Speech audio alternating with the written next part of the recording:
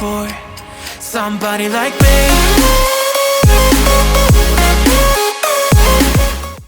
Hi everyone. Right, so today I thought we'd take an in-depth look at the Land Cruiser, the build so far, where we're at currently, where we still need to go.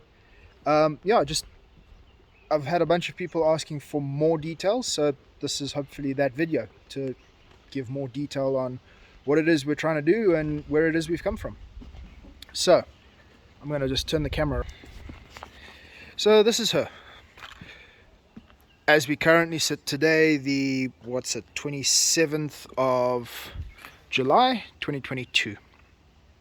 She's running, she moves on her own, she stops on her own, she does all of that.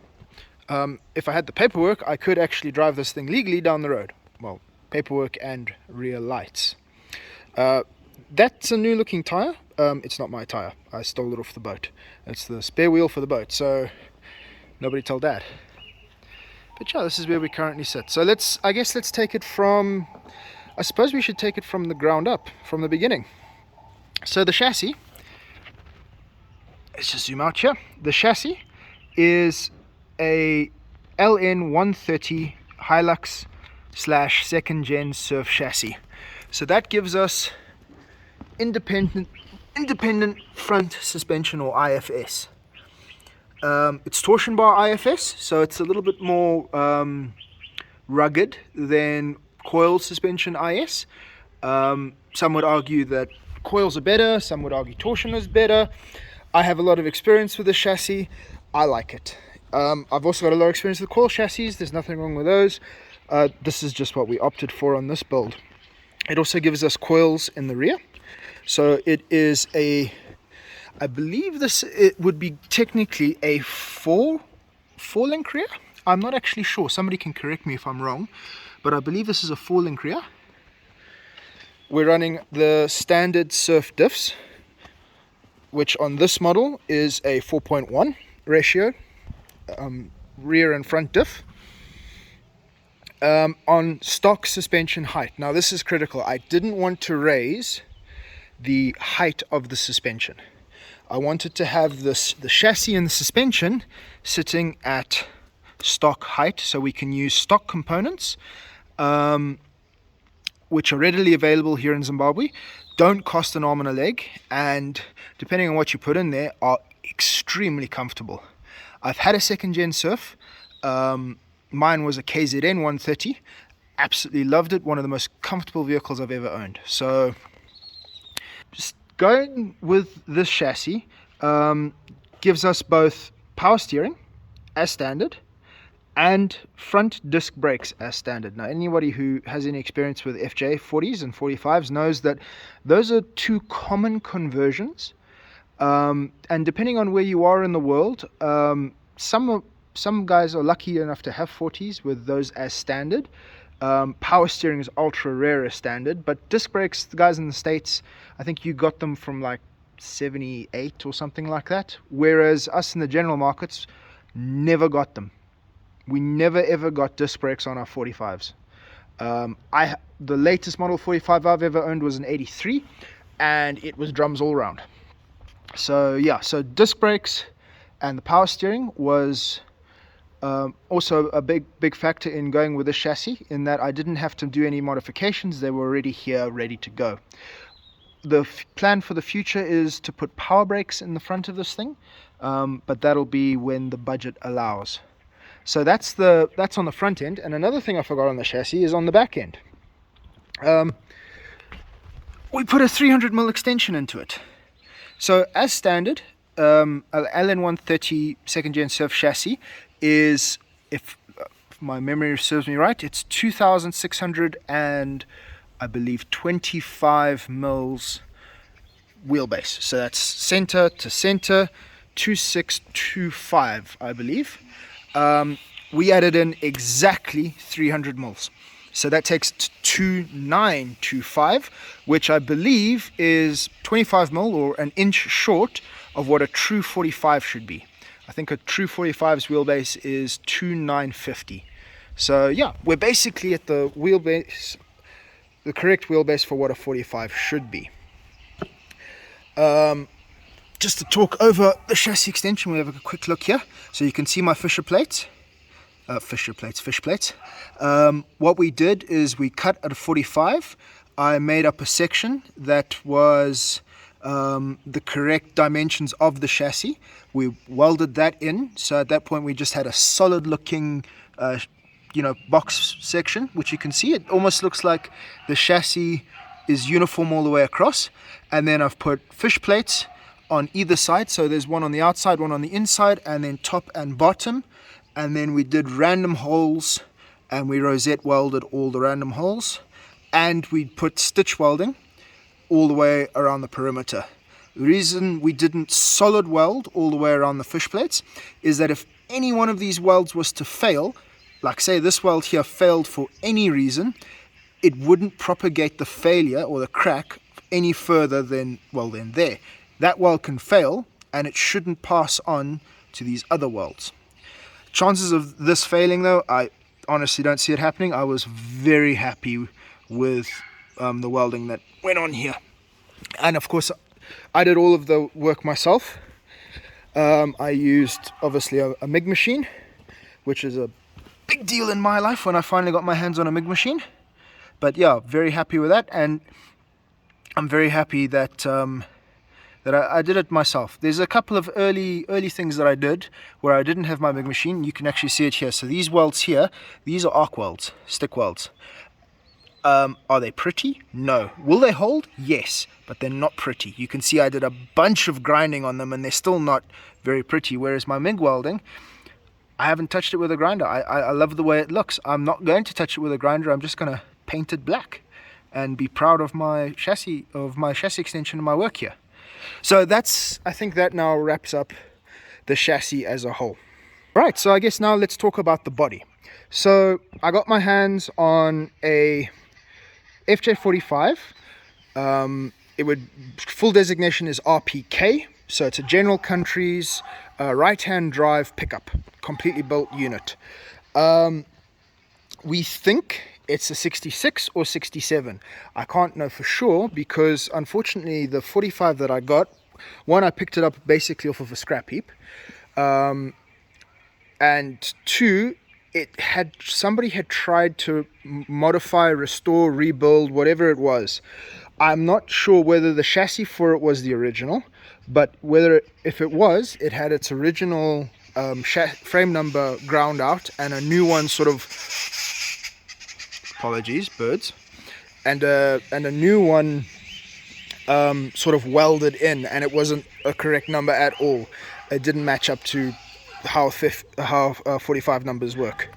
So we don't know for certain what year this is because we don't know what the original chassis number for this body was. Anyway, we pulled the body off and we completely ditched the chassis.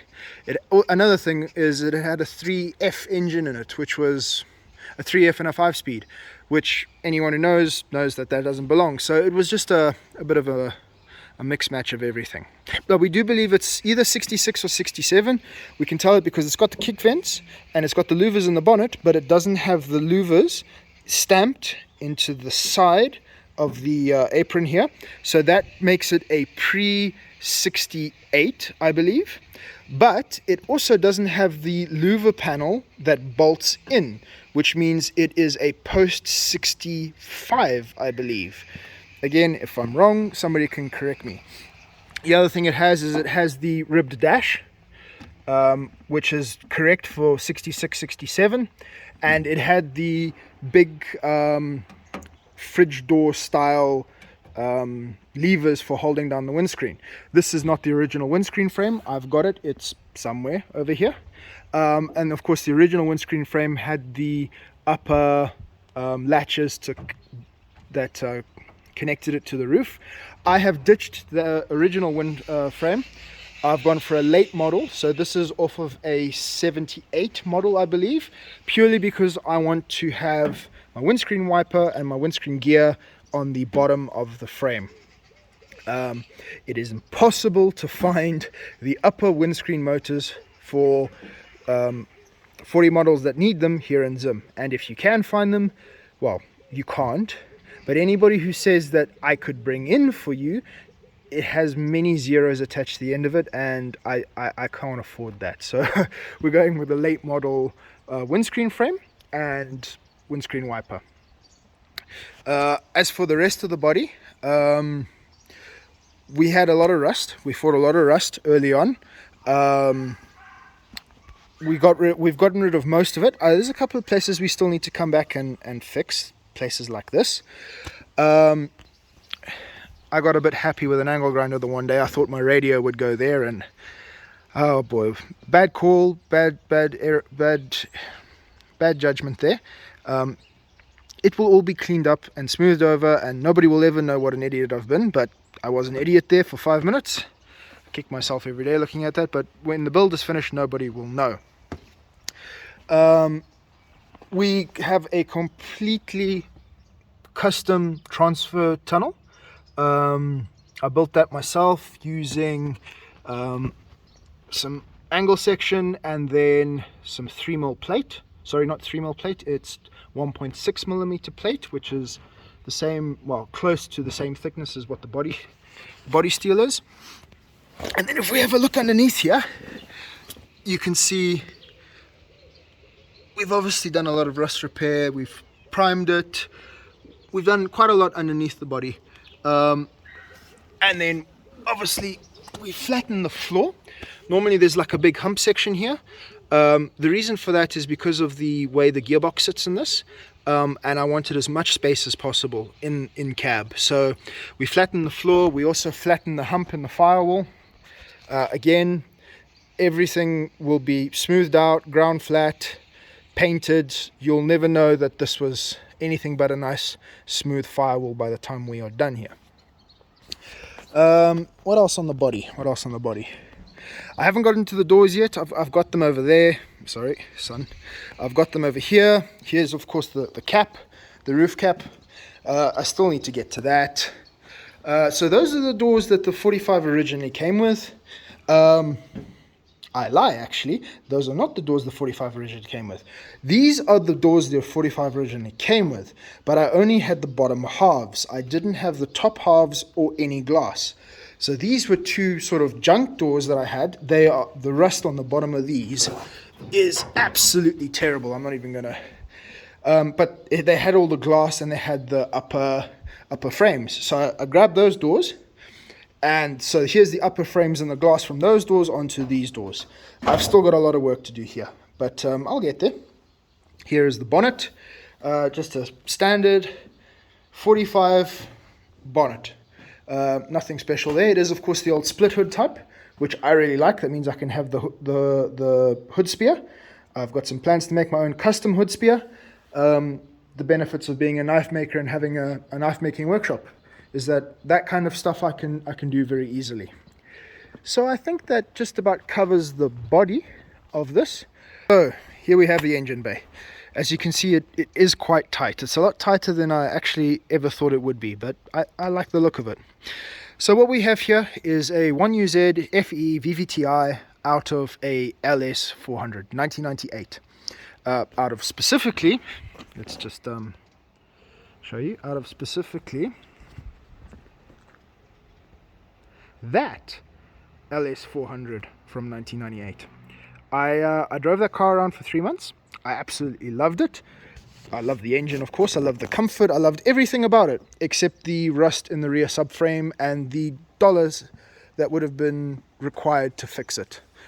And it is a little bit too low for our roads. You would go over a speed hump, it would scrape, it would, just not practical for Zimbabwean roads. So we ripped its heart out. And here it is. Now, because I have history with this engine, I knew the engine was good. I knew it was just a case of pulling it out of there, putting it in here, and then of course the hard part would always be the wiring, which I'll get to in a moment. But for now, let's just talk about the engine. So, completely bog standard 1UZ FE VVTi. It's a 4-liter naturally aspirated V8. It's a quad cam, 32 valve engine.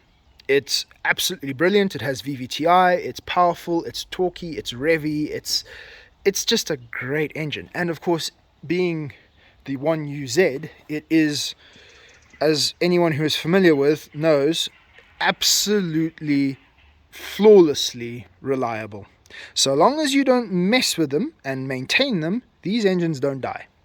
So when I pulled it out of the Lexus, it had 210,000 miles on the clock, which in LS400 terms is barely run in. So yeah. Okay, so that's the engine. The gearbox is the stock gearbox from the LS400. It's a 5-speed automatic. For guys who want to know, it's an A650E. I haven't touched the gearbox. It's as it came out of the Lexus. The only thing we've done is we have made an adapter plate. Let's see if we can get a shot of this. There it is. So we made an adapter plate that bolts to the back of the A650E there. And then, so there's our adapter plate, and then an aluminium set of spacers. And then to that bolts the transfer case from the LN130 Surf, which is why we have quite a high tail shaft angle. But it's okay, it's 13 degrees each side, and so far so good. We'll only really know when we get on the open road if there will be any vibration. But yeah, so completely stock automatic box. Transfer case out the back. So one of the reasons, well, okay, maybe let's go around it this way around. Let me explain why we decided to stick with the auto box. So here's the thing. I originally wanted to use a manual gearbox. Specifically, I wanted to use the R151F, which is a 5-speed manual box. If you know your Toyota boxes, the R151 is actually the same box that comes on the back of a Supra as standard. Well, early Supras, I should say. So we know it's a good box. We know it's capable of handling the power.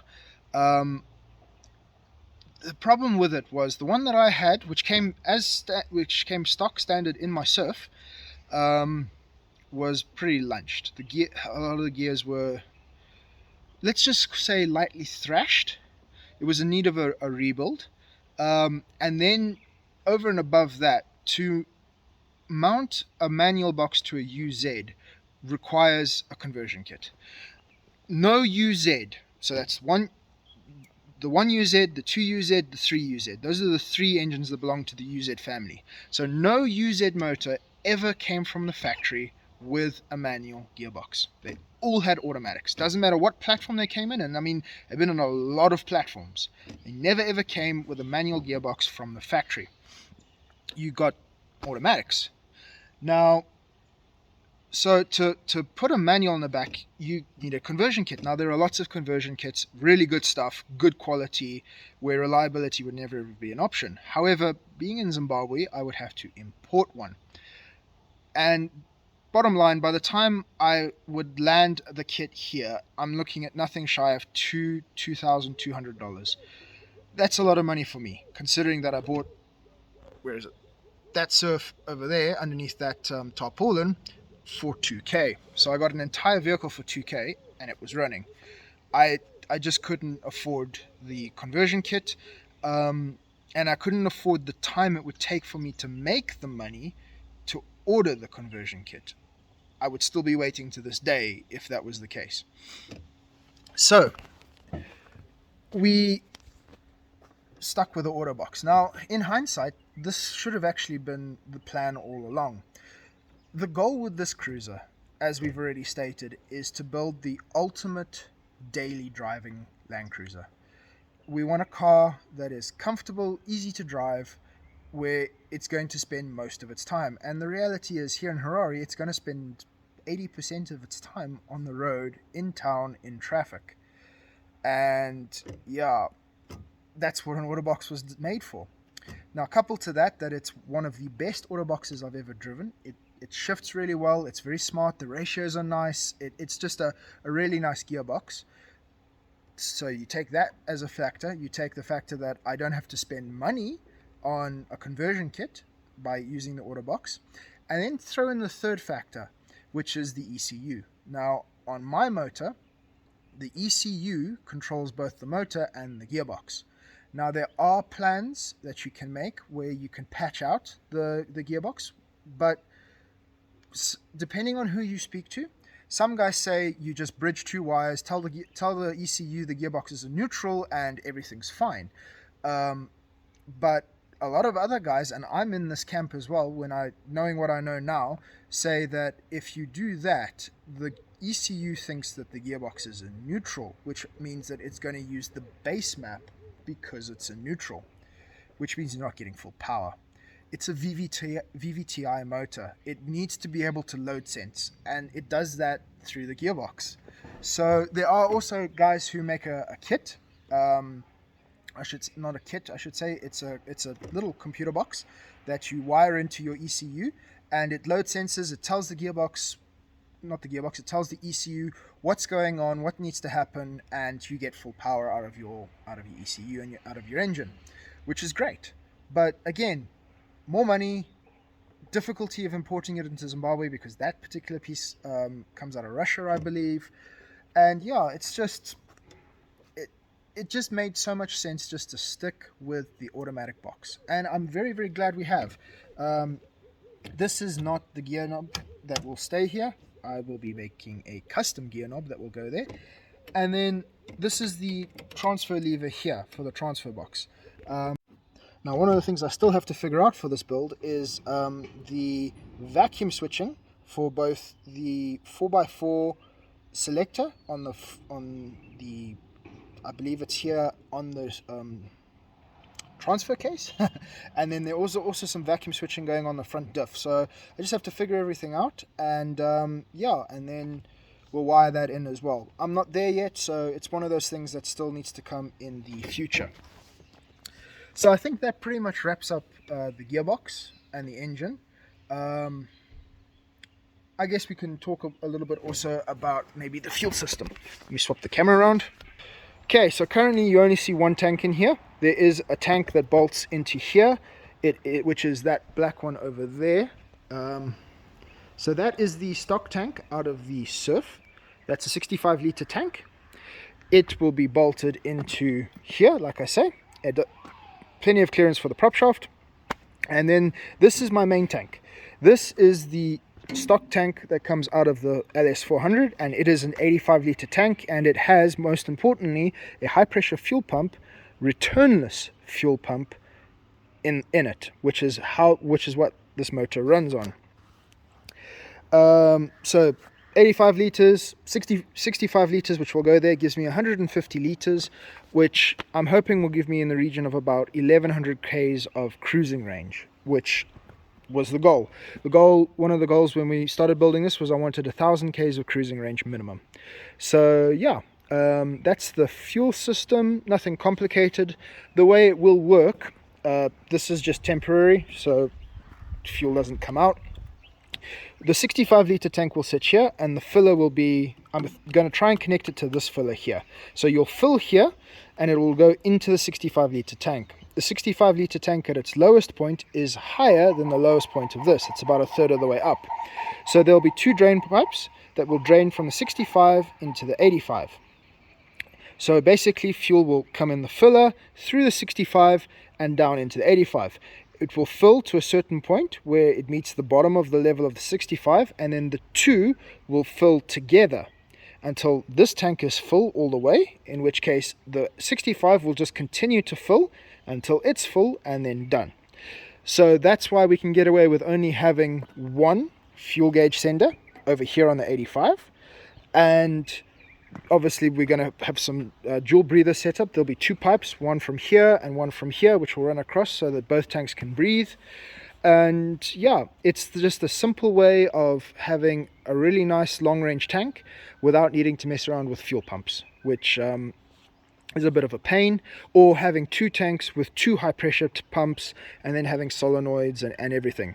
And this way as well, I also get to maintain the charcoal canister that came as standard on the LS400. So there it is there. That's the charcoal canister. It's mounted up here. Which means that basically we're running all the emissions that we're supposed to be running for this vehicle. Right, we're here in the engine bay. So we've spoken about the engine and the gearbox. let's just speak about what it took to get it in here. So as I said earlier, we flattened the firewall. This is a radiator that's supposed to be for a VDJ. Yeah, it is. It's a. I think it's a VDJ or a VJ79. So it's a 79 series with a big diesel V8. So that's a radiator that comes out of there with our own custom shroud. So I made this shroud up myself, welded it, cut all the pieces with an angle grinder, welded it all together. Pretty happy with the way it came out, and it does pull correctly, so it's got a fairly good seal up against the radiator, but more importantly the air will be channeled to the fan properly. So I reckon we're going to have more than enough cooling on this engine.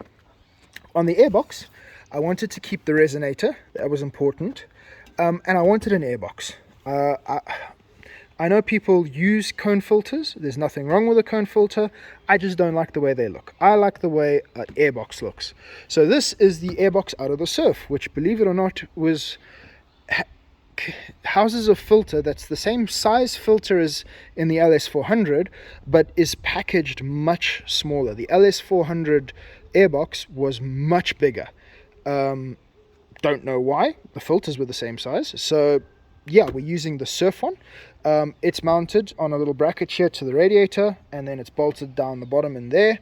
And I do still need to make up a third means of securing it, which will bolt to there so that it doesn't shake quite so much. So we come from the airbox, we've got a nice silicon elbow into the mass airflow sensor, and then into the resonator, into the engine. So nice, clean, simple, and I think it looks really good. The other thing it does is it pulls air from really high up. This is at least probably about 1.2, 1.3 meters off the ground, so that's good ground clearance there. And then how the bonnet goes is, if you know, on a 40 you've got that big open section of the bonnet right here, so it's going to be able to pull really nice clean air right from there. To get the UZ in, we had to relocate the oil filter housing. So what we've done, let's get a decent angle on it. I don't know if you can see. So those silver lines run to a plate that we made up that bolts to the side of the block where the oil filter housing would ordinarily go. Then we've got two high pressure lines that come from that plate to another plate that the oil filter housing itself bolts up to. And then of course we have the oil filter housing. So that's there, which is also nice because it's really easy to gain access to for servicing. There will eventually be a protective skid plate that will come under here, and there will be a protective plate that sits over the top of all of this that the winch and everything will mount to in the end. So yeah, so that's the oil filter housing that we had to clearance to move. Other than that, we were using the stock power steering reservoir from the LS400 that feeds into the stock power steering pump for this motor. We then made up some high pressure lines that come here to the top of the power steering box. We did put the cooling loop in the front here that runs just here on the front of on the inside of the front of the bib, so that should be getting some nice cool air just to keep the oil temps manageable for the power steering. And yeah, that pretty much sums up the mechanicals of getting this engine into this vehicle. Now we're going to start talking about the electrics. Okay, so it's come to my attention that this video is getting rather long. In fact, we're not even sort of halfway through the video and we're already at like about half an hour. So I'm going to call it there, split this video into two different parts. If you have watched this far, awesome, thank you very much. I hope you enjoy part 2. It will be out sort of immediately after this one as I'm editing the two together. I have to do the old YouTuber trope of, if you do like it, leave a like, comment and subscribe, but honestly don't worry about that. Thank you for just watching this video. And I shall leave you with some gratuitous revving of the LS400 before we ripped its heart out.